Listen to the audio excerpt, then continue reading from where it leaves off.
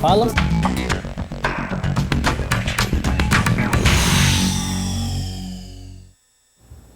Política do Dia no Ar, já acolhendo aqui os nossos companheiros em nosso estúdio. Edna Maciel, seja muito bem-vinda, boa tarde.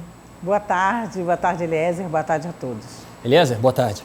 Boa tarde, Nico Galeno, Edna Maciel, queridos telespectadores, uma ótima tarde a todos. E uma boa tarde também todo especial ao vereador Deolindo Moura, que está aqui em nossos estúdios ao vivo. Boa tarde, vereador, seja muito bem-vindo. Como é que você está? Boa tarde a todos aqui, assim também como a quem nos assiste, né? Coisa boa. Vereador do Partido dos Trabalhadores vai aproveitar a assistir o próximo VT com a gente antes de começarmos a debater os nossos assuntos aqui em nossos estúdios. A Câmara Municipal de Vereadores de Teresina debateu nesta quinta-feira a possibilidade de uma nova licitação para o setor de transporte público da capital do estado do Piauí. Então, todo mundo acompanhar esse VT, depois a gente volta para o comentário. No ar. A problemática do transporte público em evidência no Parlamento Teresinense. A Câmara Municipal aprovou um requerimento para a abertura de nova licitação para empresas interessadas no sistema. Vereadores defendem medidas mais efetivas. E a população quer ônibus na rua, quer um transporte público de qualidade. Eu hoje acredito que a prefeitura ela pode fazer uma intervenção, chamar as empresas que realmente querem operar, saber, olha, eu quero operar, o empresário quiser operar, ele vai trabalhar. E aquelas que não quiserem, a prefeitura faça uma intervenção mesmo, vá até a garagem, assuma o trabalho, assuma o serviço e acabe com esse sofrimento da população teresinense. Para se ter uma ideia, ontem eu recebi um rapaz que trabalha no sistema de transporte como cobrador, ele me disse que está recebendo por hora, por diária, e na planilha de ônibus, do custo da tarifa, lá é incluso o salário do motorista, do cobrador, enfim, vários insumos, né? Ou seja, o que é que os empresários de Teresina estão fazendo com o sistema de transporte? A gente precisa dar uma resposta de imediato. Audiências públicas já foram realizadas com representantes das empresas e trabalhadores do setor, mas os acordos não foram cumpridos. Licitação, se for necessário, medida rígida, porque é um desrespeito a essa casa por ter em audiência pública, ter sido acordado esse acordo com os empresários, com o CETUT, para solucionar de vez o problema do transporte público. E até o presente momento está um caos, não foi cumprido, é um desrespeito a essa casa e ao povo de Teresina. E todos os vereadores estão com certeza reunidos para definir realmente uma atitude mais enérgica para solucionar esse problema. Inclusive, uma nova audiência pública para eles se explicarem o não cumprimento desse acordo. Vereador Deolindo, começo com o senhor. Realmente é necessário medidas mais enérgicas? O sistema de transporte público da capital do estado do Piauí não agrada há muito tempo. A população está cansada, os trabalhadores estão cansados. Que respostas são essas que vocês da Câmara podem dar à população sobre o assunto? A verdade é que nós já precisamos de uma medida mais enérgica há muito tempo. Há muito tempo, há mais de 20 anos, nós temos um sistema precário e que veio a óbito aqui durante esses últimos 2 anos. Então, nesse sentido, nós acreditamos que era possível ali se fazer um acordo se tivesse a compreensão dos empresários para a prestação desse serviço tão importante aqui na cidade de Teresina, mas infelizmente o que a gente pode observar é que já não há mais o interesse desses empresários em prestar esse serviço. Você pode observar que Teresina hoje paga uma quantia exorbitante, né? Não posso dizer aqui fracionadamente o valor correto, mas uma fatia do orçamento da cidade para que esses empresários que hoje, diga-se de passagem, já exploram outros serviços importantes também aqui na cidade como empresários. E não tem mais o interesse, essa é que é a verdade. Está na hora de sair ou da prefeitura assumir, inclusive nas garagens, porque dentro desse contrato, eu não estava na época como vereador quando foi implementado, mas dentro desse contrato feito na licitação, tem que ter algum artigo lá que diga respeito a essa questão da prefeitura interferir diretamente nesse serviço, tendo em vista que é um serviço público, né, que deveria ser prestado pela prefeitura e que é terceirizado, né, pelo CETUT há mais de 20 anos aqui na cidade. E o fato que seja contribuindo nas ruas ou ali na Câmara Municipal como vereador, a gente quer poder contribuir com esse debate. E não existe uma outra contribuição que não seja que a gente possa, sim, estar tomando uma medida mais enérgica. Inclusive, o prefeito, em muitas oportunidades, falou de uma frota, pública, né, ali através da Prefeitura Municipal. Se é essa a alternativa ou uma outra, a população ela já não aguenta mais a situação que nós temos hoje, e é uma situação de caos, né, e que foi ainda foi piorada com a questão dos terminais e das paradas de ônibus ao longo das avenidas, que aí não foi nem mel e nem cabaça, né, foi uma situação que foi totalmente descontrolada e que nós temos que tomar uma atitude o mais rápido possível. Mas o fato é que não dá mais para permanecer com essas empresas que aí hoje exploram o serviço. Está na hora de sair, está na hora de reabrir uma nova licitação ou mesmo organizar aí uma frota municipal. Beleza? Bom, vereador, então nesse sentido, o senhor acredita que realmente está inviável o relacionamento da prefeitura com o CETUT atualmente? É hora de romper essa relação, abrir aí novas oportunidades para empresas especializadas explorarem o segmento do transporte aqui na capital? Sem dúvida nenhuma.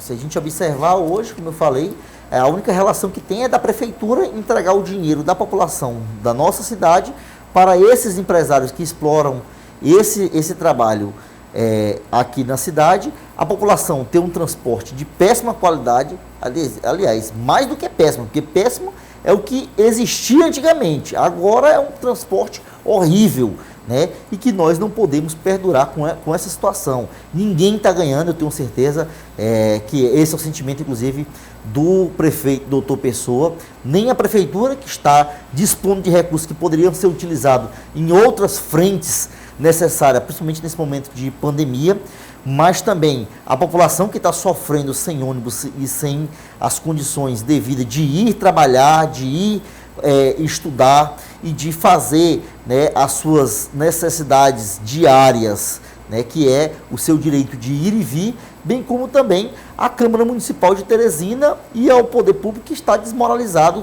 desde o Ministério Público até a própria Câmara, após uma audiência como aquela que tivemos a participação de todas, né, que foi comprometido que esse serviço ele teria a sua melhoria e que não teve por conta da ganância, como eu tenho costumado falar, desses empresários que exploram esse setor, que estão recebendo esse recurso e que não estão prestando o serviço. A gente observa na fala, principalmente dos trabalhadores, que já alertavam ali na Câmara Municipal sobre essa situação, que eles iam receber os recursos da Prefeitura Municipal e que não iriam prestar o serviço devidamente. Está aí, trabalhadores falando, inclusive, em banco de horas, no caso, que estão trabalhando por hora, estão recebendo por hora e que não receberam, inclusive, parte dos seus direitos ali na empresa. A gente pode observar, inclusive, pela quantidade de trabalhadores que temos ali na frente, né, das garagens paradas, né? Os funcionários, os trabalhadores querendo trabalhar, a população necessitando do transporte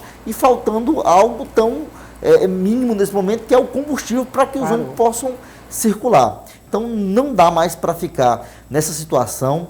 Muitos entes, inclusive o sindicato, nos alertava naquele momento ali do que seria feito, alertavam ao Ministério do Trabalho. É importante frisar isso aqui, que esteve presente na audiência pública, que esteve presente em vários momentos e que eles já diziam, mais uma vez os empresários vão estar massacrando os trabalhadores, enganando os vereadores e também o Ministério Público, porque nós sabemos como é essa relação e nós sabemos o que eles estão fazendo. E foi isso que aconteceu, conforme aquilo que falava ali os trabalhadores naquele momento da audiência pública, da última audiência pública que tivemos, sem respeito nenhum de qualquer uma das autoridades ali presentes. Vereador, Edna Maciel também tem considerações sobre o assunto. Edna, fica à vontade. Boa tarde, vereador Delinda, tudo bem? Boa tarde, Edna, tudo bem, querida? Eu gostaria de que o senhor, na sua análise, o senhor coloca repetidamente que esse já é um problema antigo, né? Como todos nós acompanhamos, um problema de mais de 20 anos. Apresenta aí algumas soluções, opções, como a gente está vendo aí a questão da licitação, municipalização, constata o problema, apresenta soluções e frisa muito bem do tempo, esse tempo todo dessa problemática que só cai mesmo na pele da comunidade, quem sofre é a comunidade. Então, eu gostaria que o senhor nos dissesse, o senhor que acompanha esse problema como nós, alguns de nós, há mais de 20 anos, porque, na sua opinião, sabendo de tudo isso, sabendo do lobby, sabendo do posicionamento de empresários, o sistema sempre foi ruim, as tarifas sempre foram mais altas, sempre teve essas tentativas de negociações, audiências públicas com planilhas expostas. Por que até hoje se deixou chegar nesse ponto? É um problema de falta de vontade política, é questão técnica? Qual a análise que o senhor faz dentro desse olhar, já que o restante a gente já pontuou aqui? Olha, sendo bem sincero, primeiro, não cabe na cabeça de qualquer pessoa que um transporte individual esteja passando nas paradas de ônibus e pegando 3, 4 pessoas, no caso, e levando com um ar-condicionado, ou seja, com um pouco mais de conforto do que no ônibus, e no caso sentados, com o combustível do carro mais caro, bem como também todos os seus equipamentos, as peças, essa coisa toda, e eles estão conseguindo faturar, porque na prática, seja de forma legal ou ilegal, é isso que está acontecendo na cidade, é que esses transportes individuais estão pegando os passageiros nas paradas de ônibus, e a gente tem acompanhado isso. Eu sou morador ali da região do Promorá, acompanho isso diariamente, desde quando vou comprar pão até o momento em que venho para o trabalho. E eles estão tendo lucro. E os empresários do setor de transporte coletivo dizem que esse setor já não dá mais lucro e que ele tem que ser bancado com recurso público da Prefeitura Municipal.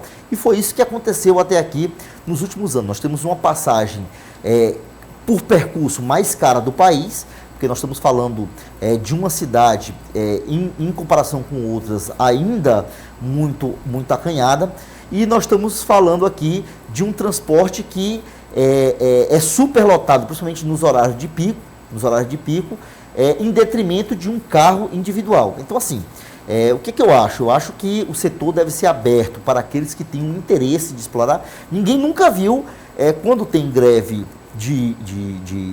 dessas grandes empresas, seja dos trabalhadores ou dos empresários, porque agora os empresários estão fazendo greve também, né? Ninguém nunca viu aqueles pequenos empresários que têm 1, 2 ônibus, que colocam à disposição naquele cadastramento feito pela prefeitura, eles reclamarem da questão da tarifa. Muito pelo contrário. Então eu acho que esse serviço ele tem que ser aberto para que outras empresas... motivos para o rompimento do contrato não faltam. O que falta, de fato, como você falou, é uma questão de reafirmação política. É a coragem de romper com esse sistema que nós temos, com todas as dificuldades que ele tem há mais de 20 anos e que hoje se tornou, eu acho que o mais grave problema para a população no que diz respeito à questão do transporte. Imagina só que nós somos uma cidade que hoje é mais barato alguém ter um transporte individual, seja uma moto ou um carro, ou ir e vir através do transporte individual, do que ir num transporte coletivo, que é uma realidade em todos os lugares, seja na Europa, seja aqui na própria América Central, ou em qualquer outra cidade do país. Nós temos hoje um grande problema para resolver e tem que ter pulso político para resolver esse problema. Vou falar de política então, vereador. O senhor está como vice-presidente da Câmara Municipal de Vereadores de Teresina. Eu gostaria de lhe perguntar como que o senhor avalia esses primeiros 4 meses nesta posição, e também aproveito e já lhe encaixo a pergunta, como é que o senhor avalia a gestão do Dr. Pessoa neste início de 2021? Olha, nós temos uma gestão que caminha, sendo sincero, ainda a passos lentos, tendo em vista a pandemia, as dificuldades encontradas quando você assume uma gestão, né, que vinha há mais de 30 anos de um mesmo grupo político à frente dela, né, e a necessidade que você tem de organizar, né, a sua administração dentro daquilo que foi o plano eleito, né, o plano de governo eleito em uma eleição há 4 meses, há 6 meses atrás. Então, nesse sentido, inclusive, tivemos agora na última sessão uma segunda parte da reforma administrativa colocada pelo Dr. Pessoa. Eu acho que ainda é cedo para que a gente possa fazer uma avaliação. Qualquer avaliação feita, ela pode ser precipitada. Mas o fato é que é uma gestão que tem acompanhado as comunidades. Ainda falta muita coisa? Logicamente que falta. Mas certamente ela vem buscando acertar dentro daquilo que é uma marca do Dr. Pessoa para aqueles que acompanham o seu trabalho, que é a solidariedade, principalmente as pessoas que mais precisam. Nós acreditamos que isso é o que nós temos de mais importante para um gestor, a sensibilidade, né, esse tato com as pessoas que mais precisam, mas que também, ao mesmo tempo, ainda precisa haver esse encaixe entre a administração e essa personalidade do Dr. Pessoa nas ruas da cidade. É isso que a população ainda continua esperando e que nós também, como vereadores, estamos para fiscalizar e também para ajudar, para contribuir na gestão ali como vereador. Eu desejo muito sucesso ao Dr. Pessoa e certamente, se não der certo, nós estaremos buscando contribuir com a cidade, porque, na minha opinião, o vereador ele tem esse importante papel, contribuir com a cidade. Mesmo na oposição, estivemos contribuindo com o prefeito Firmino durante muito tempo ali na Câmara Municipal, mesmo que houvesse muitas vezes a crítica, né, por estarmos fazendo uma oposição mais responsável, mais respeitosa às dificuldades que tem qualquer gestor público nos dias de hoje. E olha que nós vivemos um momento que é semi-igual para aqueles que fazem a gestão pública, né? Mas esperamos que possa melhorar e melhorar ainda mais, e com aquilo que é a marca, como eu falei, do Dr. Pessoa, que é cuidar de gente, cuidar das pessoas.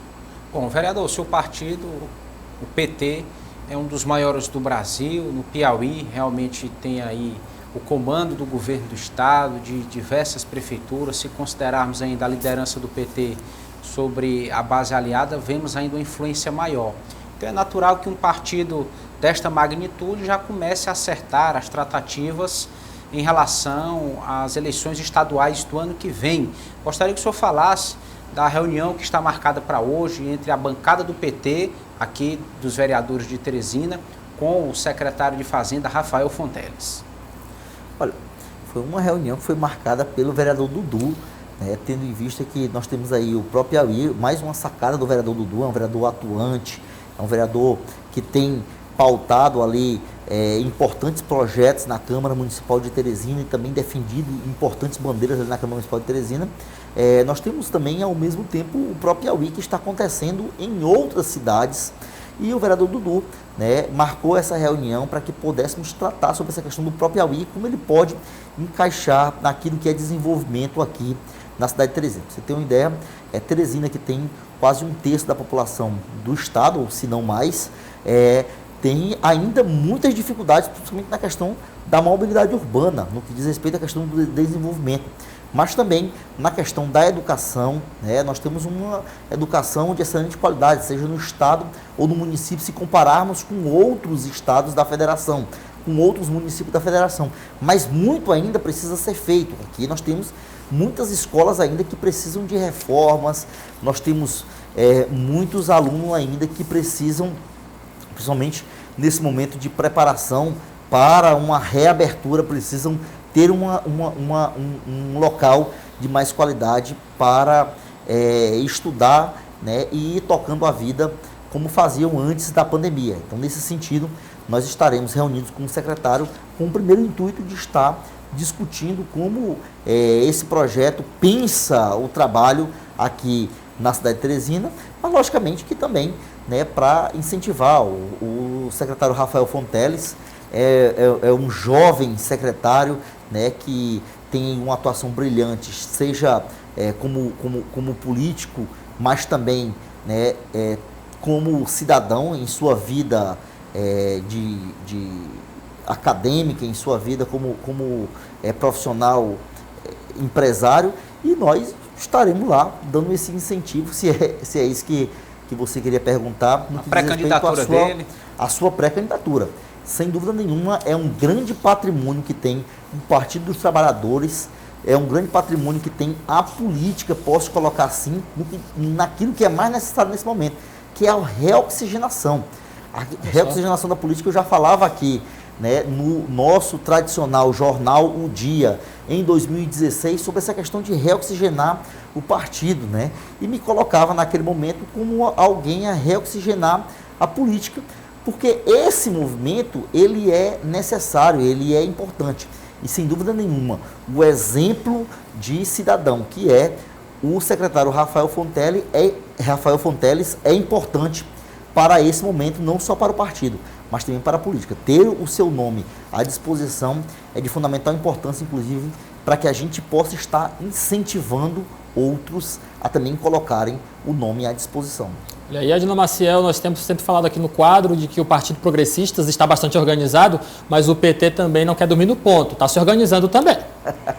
Bom, eu ia pegando o gancho aí de vocês, falar realmente da política nacional e do lançamento, entre aspas, né? Porque nosso colega Eliezer que acompanhou lá, e nós acompanhamos toda a repercussão, não foi dito como um lançamento oficial, mas todos nós sabemos que é o nome forte da oposição do seu partido, que é o do senador Ciro, ou de que pelo menos marcaram espaço, marcaram território, como a gente diz, né, aí na oposição. E o senhor está falando do nome do Rafael Fonteles, vimos aí em nível nacional que desde que o presidente Lula fez um pronunciamento, o ex-presidente Lula, houve desdobramentos e consequências, tanto dentro do Partido dos Trabalhadores, que estava com sua imagem um pouco em baixa, vamos dizer assim, e parece que a militância se animou. O que o senhor tem a falar desse movimento, já de oposição e o seu partido mesmo marcando presença, marcando território, embora digam que ainda é cedo para falar de política e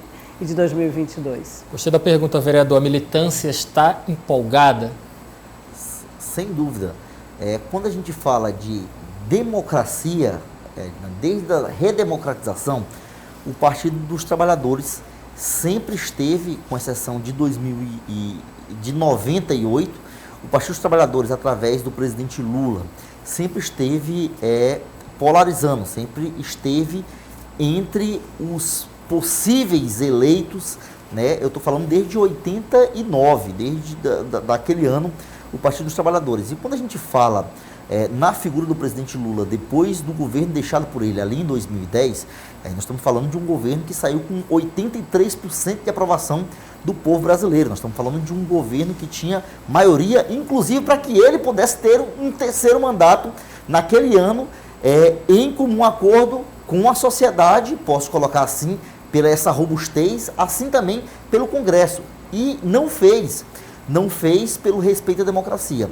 Em falando de redemocratização e de democracia, e falar do presidente Lula, sem dúvida nenhuma, é um peso político muito forte que o Partido dos Trabalhadores tem, é aquilo que há de melhor, pelo seu governo deixado ali de 2002 a 2010, como base, o Brasil, a quinta maior economia do mundo, é disso que nós estamos falando, de 5% de desemprego, nós estamos falando de quase um pleno emprego.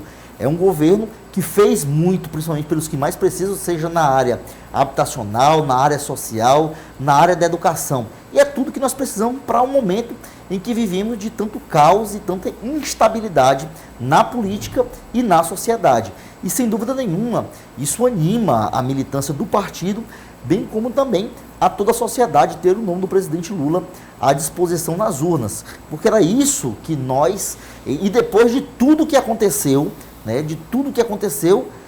de lá para cá. Era isso que, com certeza, o povo brasileiro queria em 2018, não teve a oportunidade por uma mentira, uma farsa que foi montada e que terá essa possibilidade agora em 2022. E certamente esse projeto nacional, aliás, esse projeto estadual, passa pelo projeto nacional e isso fortalece ainda mais, né, essa reoxigenação falada aqui por mim do secretário Rafael, alguém que tem o conhecimento pleno do Estado e de tudo que está permeando aí essa questão política junto ao Partido dos Trabalhadores, porque está lá antes de mim. Eu sou filiado ao PT desde os meus 19 anos de idade. O Rafael, eu acho que desde que nasceu, tendo em vista que né, é filho ali de um outro patrimônio do Partido dos Trabalhadores, que é o ex-deputado federal Nazareno Fonteles.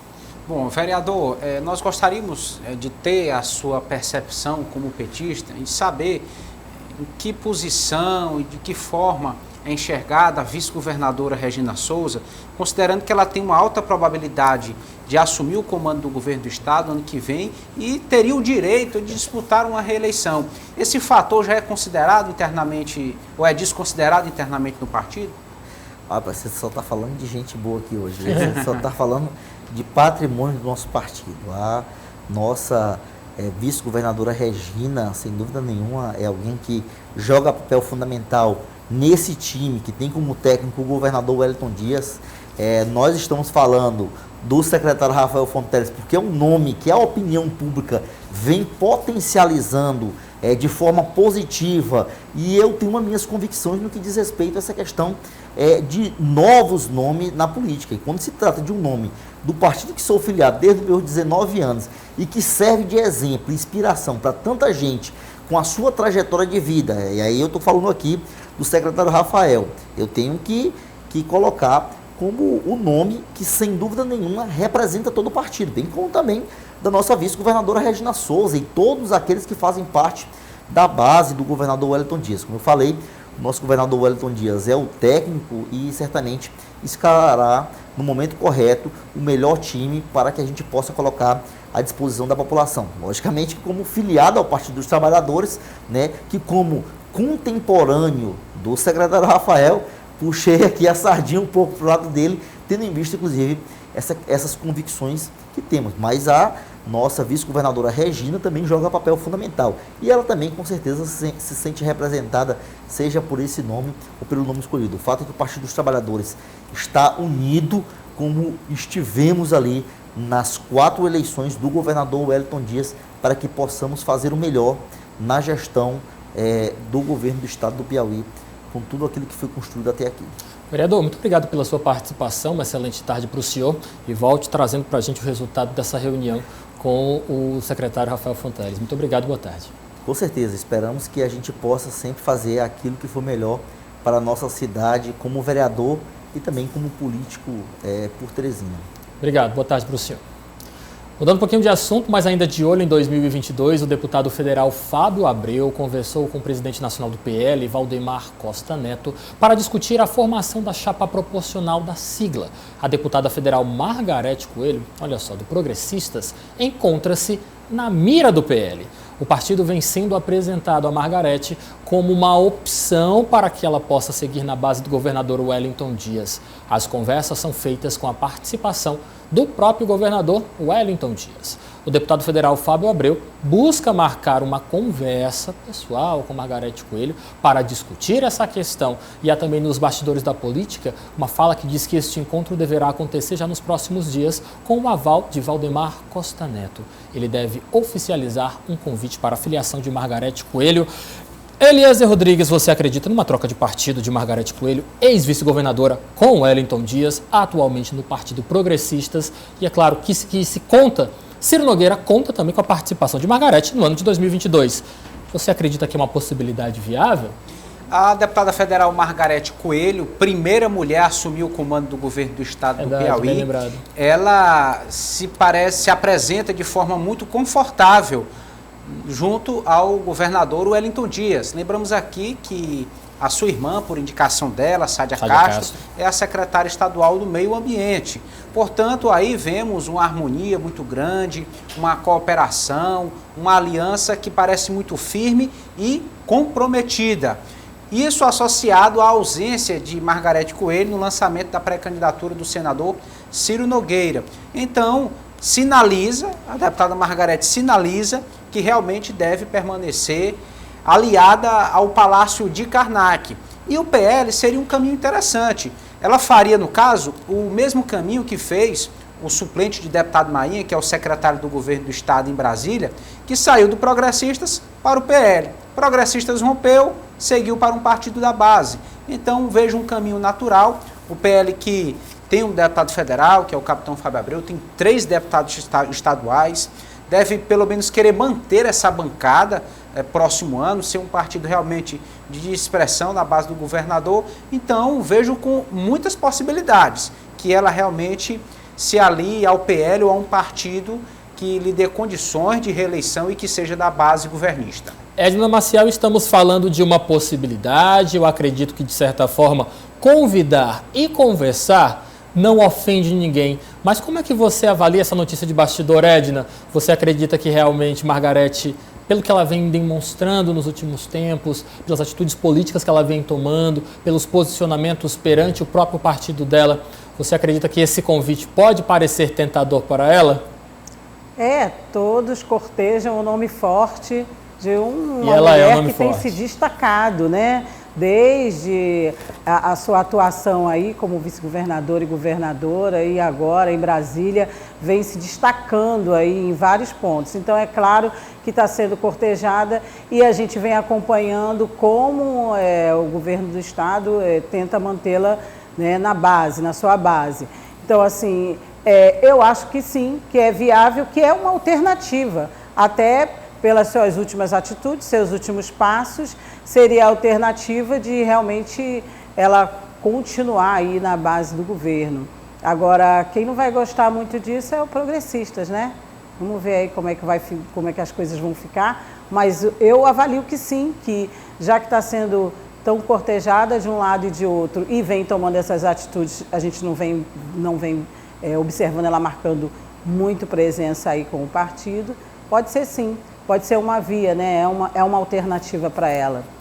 E perguntar e conversar não é para ofender ninguém. De jeito Vamos aguardar o resultado dessa tentativa de namoro com Margarete Coelho e o PL. Olha só, gente, para encerrar o nosso quadro de hoje, eu separei um material muito importante ligado à economia, mas também a decisões políticas no que diz respeito a essa gestão da pandemia do novo coronavírus. Vamos acompanhar agora uma matéria sobre a medida provisória que autorizou a suspensão de contratos trabalhistas ano passado foi reeditada, o que permite novas negociações entre patrões e empregados. Vamos acompanhar material sobre o assunto. De acordo com o Ministério da Economia, 10 milhões de empregos foram preservados no Brasil por conta da redução dos contratos trabalhistas. Esse efeito positivo deve permanecer com a reedição da MP que implementa o programa. A carga horária do trabalhador pode ser reduzida em 25%, 50% ou até 70%.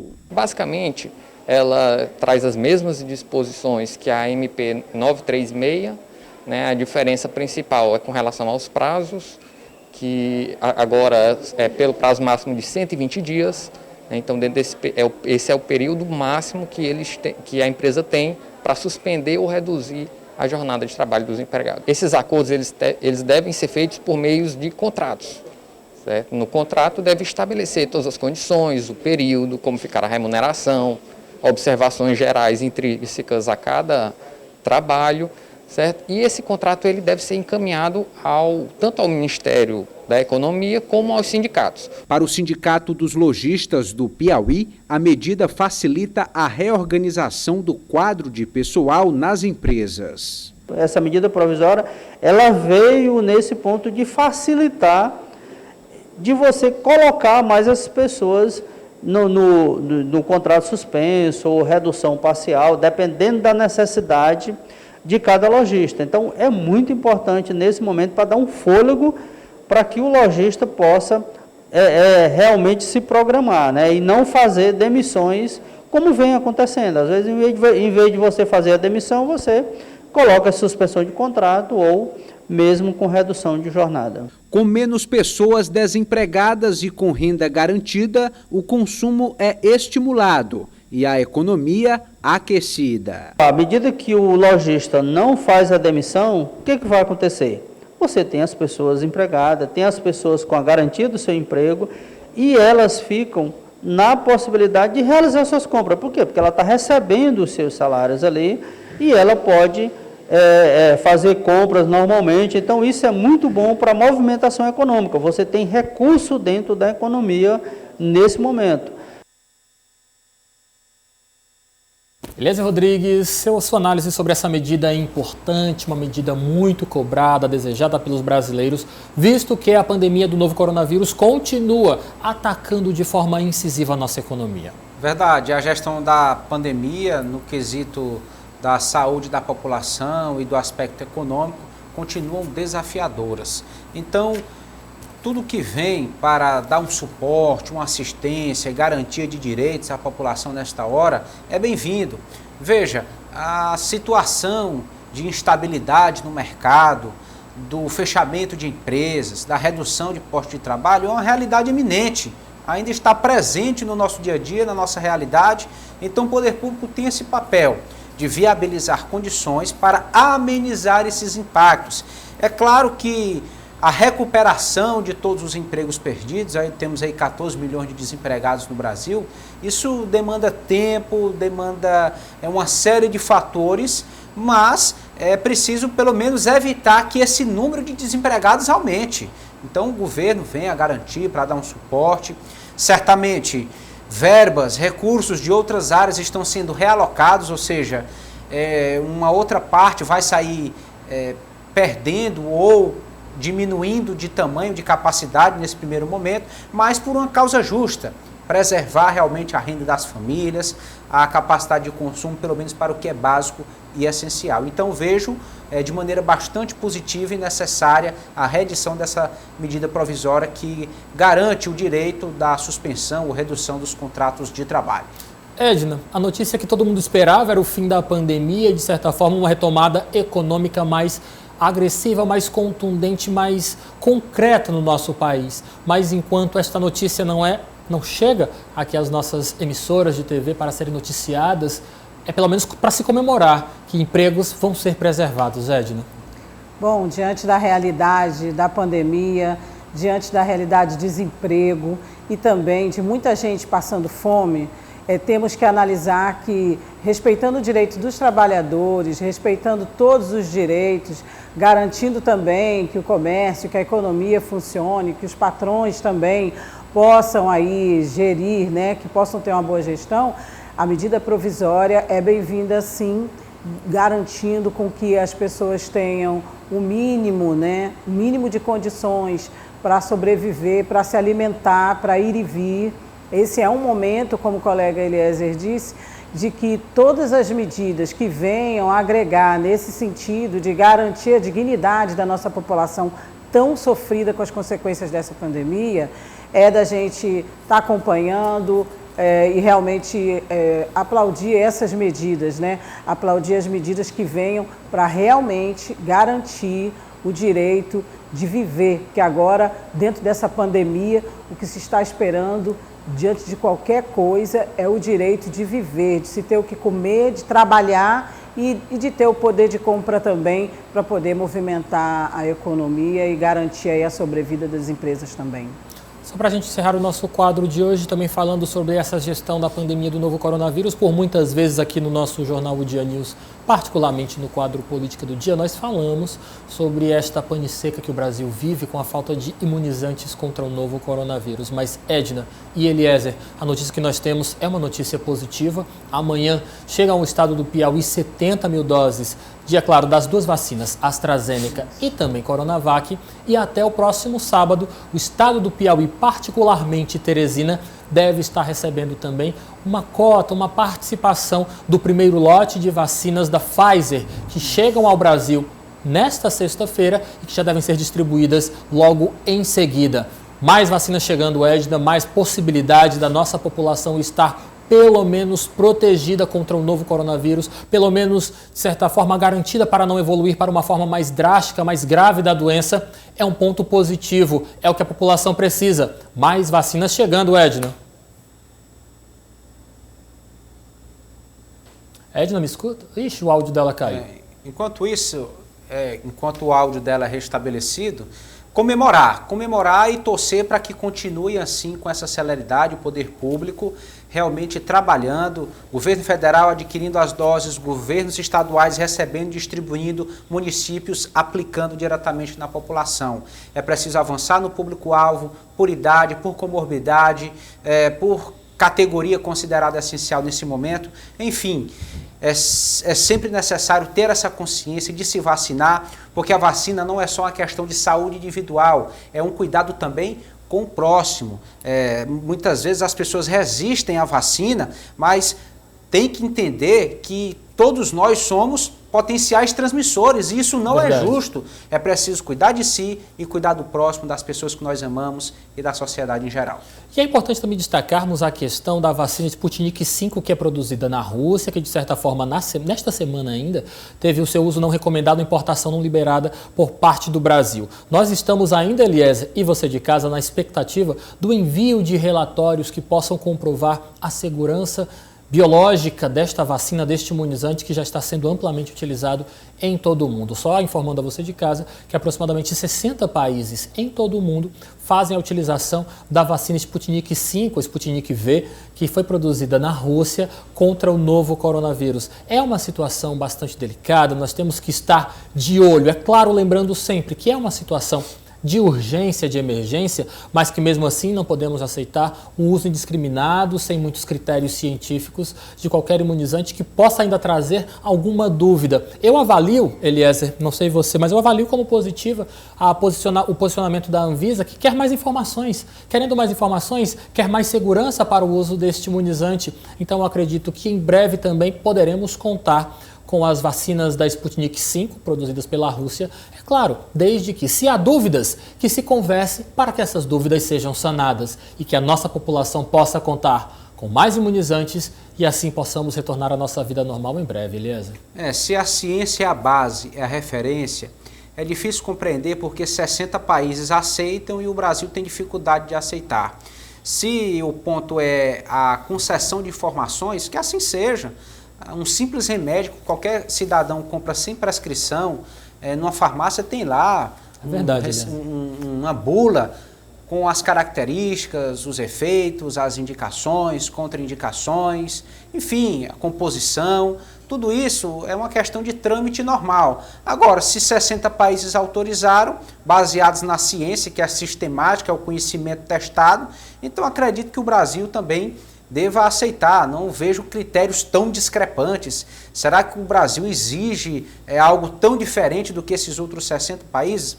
Enfim, que essa força mais pela imunização seja realmente viabilizada, claro, dentro do que for necessário para se comprovar a segurança, mas que venha como reforço neste processo de imunização contra a Covid-19 no Brasil. Edna já está de volta. Edna, mais vacinas chegando ao nosso estado do Piauí, esperança renovada.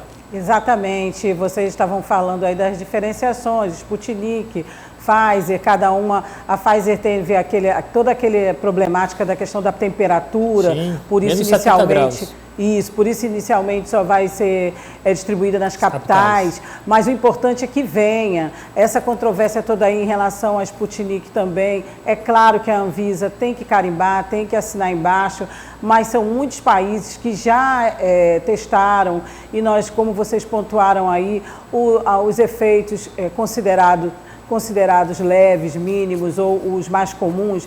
Nós jornalistas não somos cientistas nem pesquisadores, mas nos informamos e sabemos. Sei que a gente tem muita crítica, né? Nós estamos sendo muito criticados por conta de não sermos cientistas especialistas e às vezes estarmos defendendo algumas causas, mas é porque nós estamos no momento de pandemia e é nossa obrigação. Então eu acho que eu estou muito feliz com essa notícia, a notícia realmente que a gente quer dar qualquer dia desses, você já falou aí, é que acabou a pandemia, eu espero estar aqui com vocês para a gente dar essa notícia, mas essa notícia de hoje realmente é uma boa notícia e vamos esperar aí que as pessoas agora, na próxima faixa etária de 60, 64 anos, comecem a ser vacinados.